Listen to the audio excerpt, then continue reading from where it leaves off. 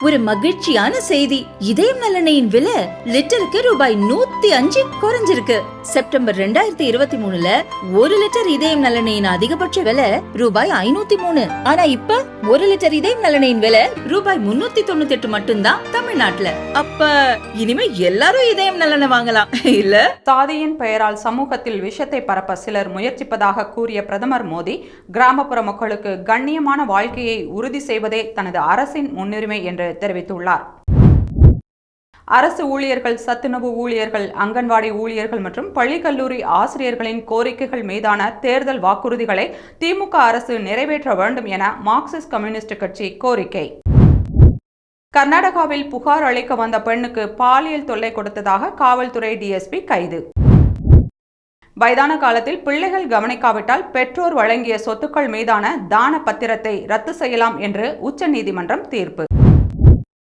மகாராஷ்டிராவில் திரும்பகேஸ்வரர் தாலுகாவில் உள்ள ஹவாலி கிராமத்தில் ஜில்லாவில் உள்ள பரிக்ஷத் பள்ளி ஆண்டின் 365 நாட்களும் செயல்பட்டு மாணவர்களுக்கு நேரடி பயிற்சியுடன் கூடிய கல்வியை கற்றுத்தந்து வருவதை மகாராஷ்டிரா கல்வி அமைச்சர் டாடா பூஸ் வெகுவாக பாராட்டியுள்ளார். விவசாயிகள் போராட்டத்தை முடிவுக்கு கொண்டுவர உதவ வேண்டும் என்று மத்திய அரசுக்கு பஞ்சாப் அரசு கோரிக்கை. டெல்லியில் தொடர்ந்து 3வது நாளாக எதிரில் இருப்பது தெரியாத அளவுக்கு பனிமூட்டம் நிலவியதால் விமானம் மற்றும் ரயில் சேவைகள் கடுமையாக பாதிக்கப்பட்டன. வானிலை ஆய்வு மையத்தின் தகவலின்படி டெல்லியில் சுமார் 9 மணி நேரத்திற்கு அடர்பனி நீடித்தது. குஜராத்தில் உள்ள போர்பந்தர் விமான நிலையத்தில் இந்திய கடலோர காவல்படையின் ஹெலிகாப்டர் தரையிறங்கும் போது விபத்துக்குள்ளானதில் 3 பணியாளர்கள் உயிரிழந்ததாக போலீசார் தெரிவித்தனர். அமெரிக்க நாடாளுமன்றத்தின் பிரதிநிதிகள் சபையில் இந்திய வம்சாவளியைச் சேர்ந்த 6 பேர் எம்பிக்களாக பதவியேற்றுக் கொண்டனர். இந்து பெண்களுக்கு அவர்கள் சம்மதம் இன்றி கருத்தடை சாதனம் பொருத்தும் செயல் இந்துக்களின் மக்கள் தொகையை கருவறுக்கும் செயலாகும் என்று தெரிவித்த இந்து முன்னணி மாநில செயலாளர் குற்றாலநாதன் கைது. உத்தரப்பிரதேசத்தில் ரசூல்பூர் காவல் நிலையத்தில் 60 குற்றவாளிகள் திருந்தி வாழ்வதாக உறுதிமொழி எடுத்து தாங்கள் செய்த குற்றங்களை மன்னிக்க வேண்டும் என்றும் இனி அதை செய்ய மாட்டோம் என்றும் தெரிவித்துள்ளனர். தாய்லாந்து பிரதமர் பேடோங் டன் ஷினாவத் ராவுக்கு இந்திய மதிப்பில் 3430 கோடி ரூபாய் சொத்துக்கள் இருப்பதாக தெரிவிக்கப்பட்டுள்ளது. மகா கும்பமேளாவில் முஸ்லிம்கள் பெரும் அளவில் இந்து மதத்திற்கு மாற்றப்படும் திட்டத்தை தடுத்து நிறுத்துமாறு அகில இந்திய முஸ்லிம் ஜமாத்தின் தேசிய தலைவர் மௌலானா முப்தி ஹபாபுதீன் ரஸ்வி பரேல்வி உத்தரப்பிரதேச முதல்வர் யோகி ஆதித்யநாத்திற்கு கடிதம். டங்ஸ்டன் திட்டத்தை ரத்து செய்ய வலியுறுத்தி மேலூர் அருகே பெண்கள் ஒப்பாரி வைத்தும் கண்களில் கருப்பு துணிகளை கட்டிக்கொண்டும் போராட்டம். சிதம்பரத்தைச் சேர்ந்த பொற்கொள்ளர் ஜே முத்துக்குமரன் 930 மில்லிகிராம் தங்கத்தில் சிதம்பரம் நடராஜர் கோவில் தேர் செய்து சாதனை. சாவர்கரை ஒரு விடுதலை போராட்ட வீரர் என்று பாஜக கூறுவதை வரலாறு அறிந்த பொதுமக்கள் ஏற்றுக்கொள்ள மாட்டார்கள் என்று தமிழக காங்கிரஸ் தலைவர் செல்வ பெருந்தகை கருத்து. 2025ஆம் ஆண்டில் டிஎன்பிஎஸ்சி டிஆர்பி மூலம் தேர்ந்தெடுக்கப்பட உள்ள ஆசிரியர்கள், அரசு ஊழியர்கள் எத்தனை பேர் என்ற விவரங்களை வெளியிடாமல் திமுக அரசு மூடி மறைப்பது ஏன் என்று பாமக தலைவர் அன்புமணி ராமதாஸ் கேள்வி. சமூகம், பொருளாதாரம், அரசியல், தமிழ் மொழி, இலக்கியம், பண்பாடு, கலை, வரலாறு என பல்வேறு தளங்களில் தங்களின் தனித்த முத்திரையை பதித்து தமிழக அரசின் விருது பெறுபவர்களுக்கு இந்திய கம்யூனிஸ்ட் கட்சி வாழ்த்து. சிந்துவெளி பண்பாட்டின் எழுத்து முறையை புரிந்து கொள்ள வழிவகை செய்தால் 8,57,00,000 ரூபாய் பரிசு. சிந்துவெளி நாகரிகம் கண்டுபிடிப்பின் 100ஆண்டு விழா கருத்தரங்கின் நிறைவு விழாவில் முதல்வர் ஸ்டாலின் அறிவிப்பு. மாநில அரசு என்ற பெயரில் டெல்லி மக்கள் பேரழிவையே கண்டார்கள் என்று ஆம் ஆத்மி அரசு மீது பிரதமர் மோடி குற்றச்சாட்டு. மேற்கு வங்க முதல்வர் மமதா பானர்ஜிக்கு மக்களவை எதிர்க்கட்சித் தலைவர் ராகுல் காந்தி பிறந்தநாள் வாழ்த்து. நல்ல ஆரோக்கியத்துடன் மகிழ்ச்சியாக வாழ மமதாவை வாழ்த்துவதாக ராகுல் காந்தி தமது எக்ஸ் தளத்தில் பதிவு. தனியார் மயத்தால் தரமான கல்வியை தர முடியாது என்று மக்களவை எதிர்க்கட்சித் தலைவர் ராகுல் காந்தி கருத்து. தேசிய கூட்டுறவு ஏற்றுமதி லிமிடெட் மூலமாக 2 லட்சம் டன் கோதுமையை நேபாளத்திற்கு ஏற்றுமதி செய்ய மத்திய அரசு முடிவு. நாட்டின் 57.2% பள்ளிகளில் மட்டுமே மாணவர்களுக்கான கணினி வசதி இருப்பதும் 53.9% பள்ளிகளில் மட்டுமே இணைய வசதி இருப்பதும் மத்திய கல்வி அமைச்சகத்தின் 2023-24 கல்வியாண்டுக்கான UDISE தரவுகளில் தெரியவந்துள்ளது. பொங்கல் பண்டிகை தொடர் விடுமுறையை முன்னிட்டு ஆமினி பேருந்துகளின் அதிக கட்டணம் வசூலிப்பதை கண்காணிக்க 30 குழுக்கள் அமைத்து விதி மீறல்களில் ஈடுபடும் ஆம்னி பேருந்துகளின் பெர்மிட்டை சஸ்பெண்ட் செய்ய தமிழக அரசு உத்தரவு. படகு என்ஜின் பழுதானதால் நாகை புதுக்கோட்டையைச் சேர்ந்த 9 மீனவர்கள் நடுக்கடலில் தவிப்பு. இந்நிலையில் 9 பேரையும் மீட்பதற்காக இலங்கை கடற்படைக்கு தமிழக மீன்வளத்துறை மற்றும் கடலோர காவல் குழுமம் போலீசார் தகவல். அவனியாபுரம் பாலமேடு அலங்காநல்லூர் ஜல்லிக்கட்டில் பங்கேற்கும் மாடுபிடி வீரர்கள் மற்றும் காளைகள் நாளை முதல் ஆன்லைன் மூலமாக முன்பதிவு செய்து கொள்ளலாம் என்று மாவட்ட நிர்வாகம் அறிவிப்பு.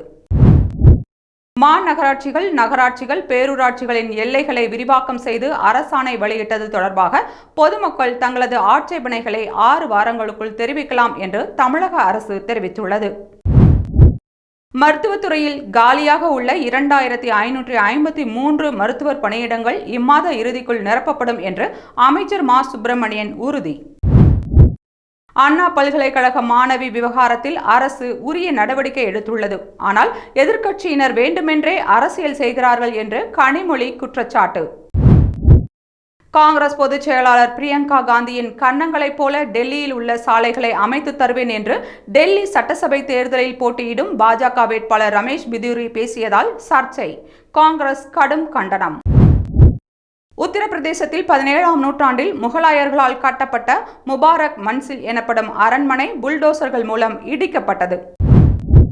சென்னை எழும்பூர் அருங்காட்சியகத்தில் முதலமைச்சர் ஸ்டாலின் கலந்து கொண்ட விழாவில் அங்கு வந்த மாணவிகளுக்கு கருப்பு துப்பட்டா அணிய தடை விதித்ததற்கு தமிழக பாஜக தலைவர் அண்ணாமலை கண்டனம். புதிதாக பெயர் சேர்த்தல், திருத்தங்கள், விலாசம் மாறுதல் என தமிழகம் முழுவதும் 23.09 லட்சம் விண்ணப்பங்கள் பெறப்பட்டு அதன் மீதான பரிசீலனை பணிகள் முடிந்த நிலையில் இன்று இறுதி வாக்காளர் பட்டியல் வெளியிடப்பட்டுள்ளது. திண்டுக்கல் திருச்சி ரயில் பாதையில் தண்டவாள பராமரிப்பு பணிகள் நடைபெற்று வருவதால் தென் மாவட்ட ரயில்களின் போக்குவரத்தில் மாற்றம் செய்யப்பட்டுள்ளதாக தெற்கு ரயில்வே தெரிவித்துள்ளது. தமிழக முதல்வர் ஸ்டாலின் எல்லோருக்குமான தலைவராக இல்லை என்றும் அவர் பெரியாரின் அடிமையாக உள்ளார் என்றும் இந்து மக்கள் கட்சி தலைவர் அர்ஜுன் சம்பத் குற்றச்சாட்டு.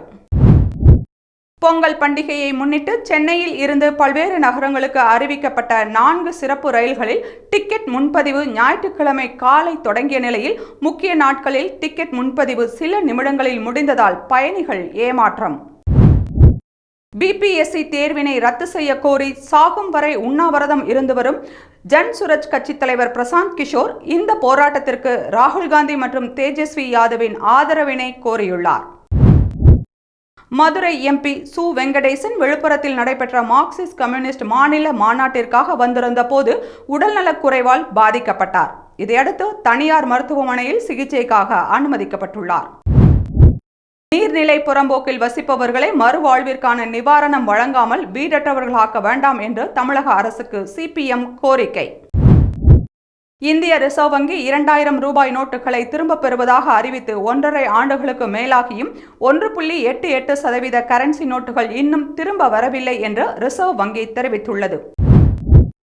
மகாராஷ்டிராவின் சர்க்கரை உற்பத்தியில் சரிவு ஏற்பட்டதன் காரணமாக நடப்பு சந்தை ஆண்டின் அக்டோபர் டிசம்பர் காலாண்டில் இந்தியாவின் சர்க்கரை உற்பத்தி சுமார் 16% குறைந்து 95.40 லட்சம் டன்னாக உள்ளதாக இந்திய சர்க்கரை மற்றும் பயோ எனர்ஜி உற்பத்தியாளர்கள் சங்கம் தகவல். அடுக்குமாடி குடியிருப்புகளில் செல்ல பிராணிகளுக்கான கட்டுப்பாடுகளை ரத்து செய்ய சென்னை பெருநகர கூடுதல் உரிமையியல் நீதிமன்றம் உத்தரவு. மார்க்சிஸ்ட் கம்யூனிஸ்டின் புதிய மாநில செயலாளராக பே. சண்முகம் தேர்வு. விழுப்புரத்தில் நடைபெற்ற மார்க்சிஸ்ட் கம்யூனிஸ்டின் 24வது மாநில மாநாட்டில் பே. சண்முகம் தேர்வு செய்யப்பட்டார். இவர் கடந்த ஆண்டு திமுக அரசால் விருது அளிக்கப்பட்டு கௌரவிக்கப்பட்டவர்.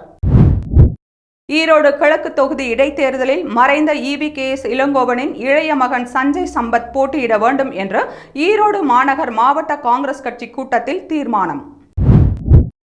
நேற்று முன்தினம் வரையில் இந்த ஆட்சியுடைய செயல்பாடுகளை மனதார புகழ்ந்தவர்தான் கே. பாலகிருஷ்ணன் என்று தமிழக அமைச்சர் சேகர் பாபு தெரிவித்துள்ளார்.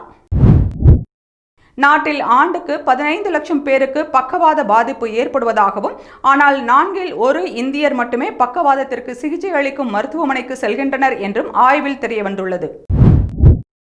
ஜான் மார்சலை கௌரவிப்பது தமிழ்நாடு அரசிற்கு பெருமை என்று முதல்வர் ஸ்டாலின் தெரிவித்துள்ளார்.